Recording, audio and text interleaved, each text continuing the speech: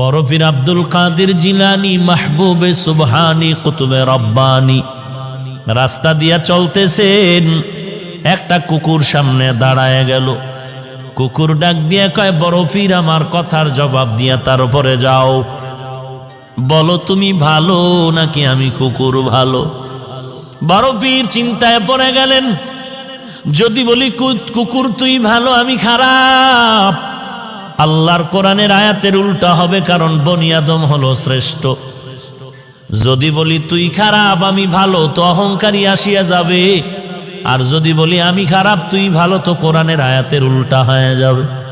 এখন আমি খারাপও বলতে পারি না, ভালোও বলতে পারি না। আল্লাহর ওলি বান্দা মোরাকাবায় ঢুকলেন, আল্লাহ জবাব দিয়া দিলেন।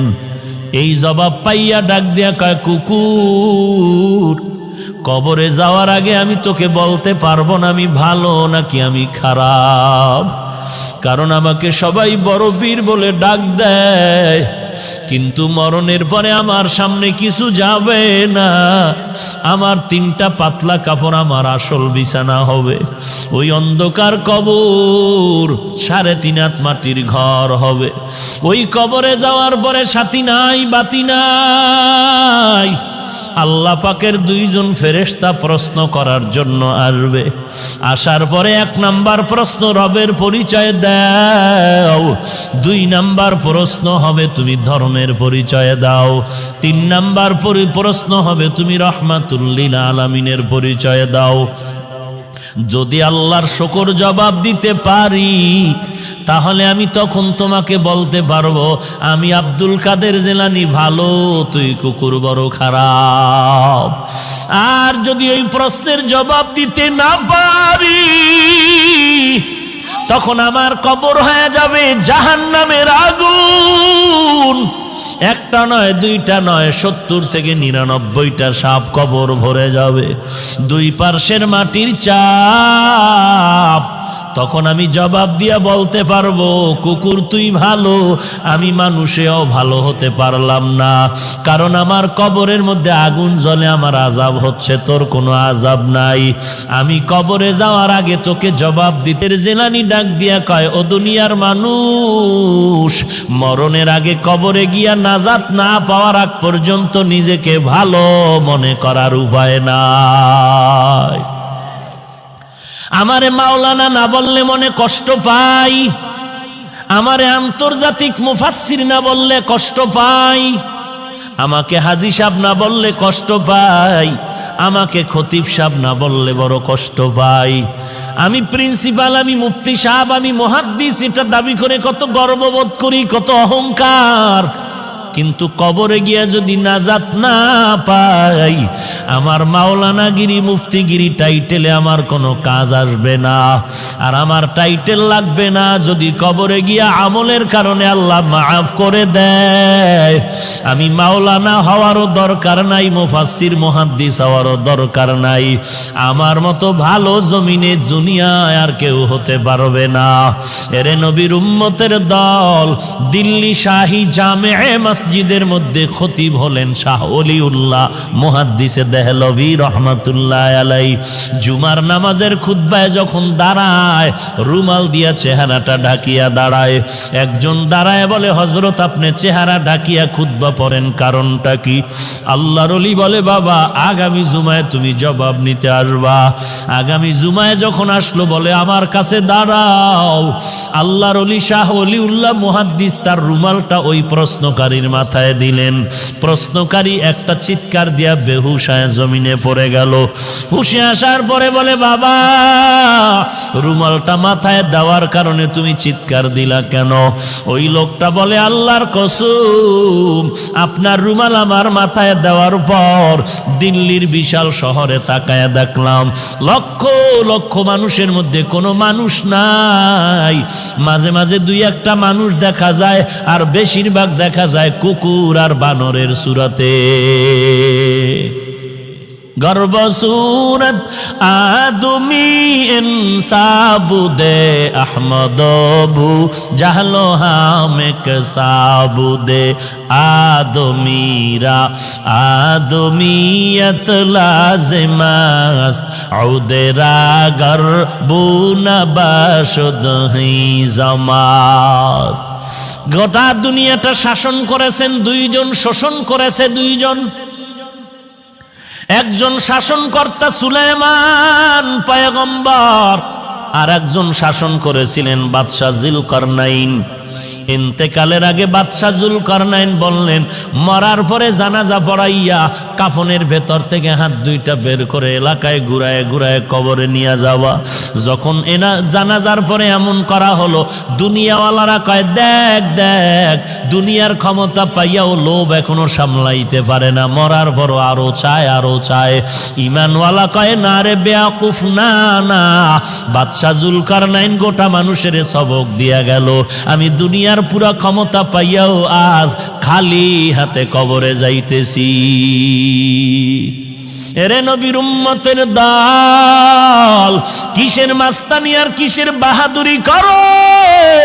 তোমার আপন ছেলে যার জন্য তোমার ঘাম নষ্ট করে কামাই রুজি করে বাড়ি গাড়ি করো, ওই ছেলেটা তোমার গুনার ভাগ নিবে না, ওই মেয়েটা তোমার গুনার ভাগ নিবে না, তোমার মা তোমার আপন গুনার ভাগ নিবে না। দুনিয়াতে যদি মামলায় পড়ে যাও, বিপদে পড়লে দেখছনি মা বাবায় বলে এই সন্তান আমি চাই না, একটু বিপদে পড়লে মা সন্তানেরে ভুলিয়া যায়, আবার সন্তান মা বাবারে ভুলিয়া যায় স্বার্থের ভরি টানে বরিয়া। অতএব তুমি কার পিছনে দৌড়াও, সব বাদ দিয়া তুমি আমার মাওলার সাথে যোগাযোগ লাগায়া দাও। আল্লাহকে ডাক দিয়া বলো, হে মালিক, দুনিয়াতে এই 70 বছর 60 বছর 40 বছর হায়াতে আমার প্রত্যেকটা সেকেন্ড আমি আমার দুনিয়ার লাইনে ব্যয় করলাম, বন্ধুর লাইনে ব্যয় করলাম, আমার খেলার মাঠের বন্ধুর পিছনে আড্ডা দিয়া সময় নষ্ট করলাম, লেখাপড়ার মাঠে আমার ছাত্র ভাই বোনের পেছনে সময় দিলাম, কর্মজীবনে আবার আমি টাকার পেছনে সময় দিলাম, আজান কানে আসছে মসজিদে যাই নাই, আলেম ওলামার মাইকির বয়ান আসছে বয়ানে যাই নাই, আল্লাহওয়ালারা ডাকছে আসো, মুয়াজ্জিন ডাকছে আসো, যাই নাই। ও আল্লাহ, সব জিন্দেগি বরবাদ করে ফেললাম। চোখ দুইটা বন্ধ করে তাকায় দেখি আমার আমল নামায় ভালো একটা নেক আমল নাই। ওরে বান্দা, আল্লাহ যদি জিজ্ঞাসা করে এমন একটা ওসিলা পেশ করো। আইয়ুব নবী এত বিছানায় অসুস্থ, সবাই পোকা পড়ার কারণে দুর্গন্ধে এলাকা ছাড়িয়ে সবাই চলে যায়। আইয়ুব নবী এখন কাঁদতেছে, আল্লাহ সবাই আমারে ছাড়িয়া যায়, তুমি আমারে ছাড়িয়া দিও না রে আল্লাহ। এই কান্নার মধ্যে তাকায় দেখে অনেক বিবি তার ছিল, কয়েকজন বিবি আইসা বলে আমাদের তালাক দেন, আমরাও চলে যাব। আইয়ুব নবী কান্না করে বলে, বিবিরা যাও যাও, আমার জন্য আমার আল্লাহ হলেন যথেষ্ট। এইবার আইয়ুব নবী ভাঙ্গা দিল নিয়ে কান্না করে বলে, ও মালিক, আমার আদরের আপন বিবিরা পর্যন্ত আমাকে ছাড়িয়া সবাই চলিয়া যাইতেছে, তুমি আমাকে ফালাইয়া দিও না, মেহেরবানি করে তুমি আমাকে কবুল করিয়া নিও। হঠাৎ আইয়ুব নবী তাকায় দেখে পায়ের কিনারায় একমাত্র বিবি রহমা বয়া বয়া কান্না করে। আইয়ুব নবী ইশারা করে বলে, বিবি সবাই গেল, তুমি কেন যাও না?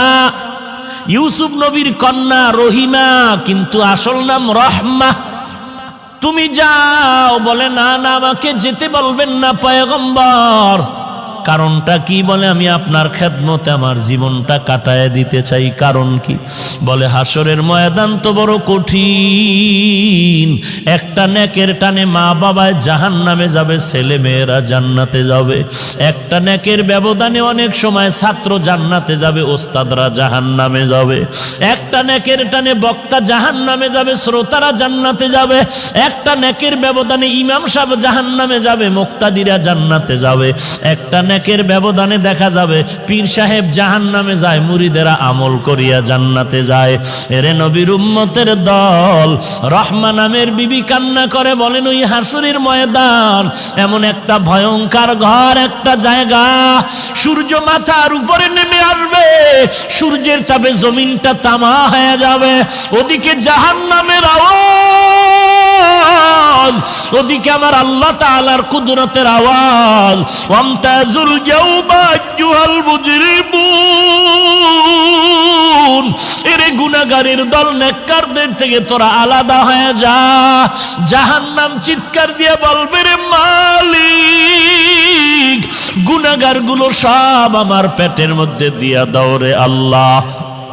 সূর্যের তাপে মানুষের গুনাহগারের মাথার মগজগুলো টাস টাস করে ফেটে যাবে, পায়খানার রাস্তা দিয়া পেটের নাড়ি বুড়িগুলো পড়িয়া যাইবে। এমন কান্নার আওয়াজ, জাহান্নামের আওয়াজে হাসরের ময়দানটা থরথর করে কাঁপা শুরু হয়ে যাবে। ওরে নবীরা পর্যন্ত কান্নার আওয়াজ, শুধুমাত্র তোমার আমার নবী সিজদায় পড়ে কাঁদবেন, আল্লাহ জাহান্নামের ফিরাও, আমার একটা উম্মত যেন জাহান্নামে না যায়।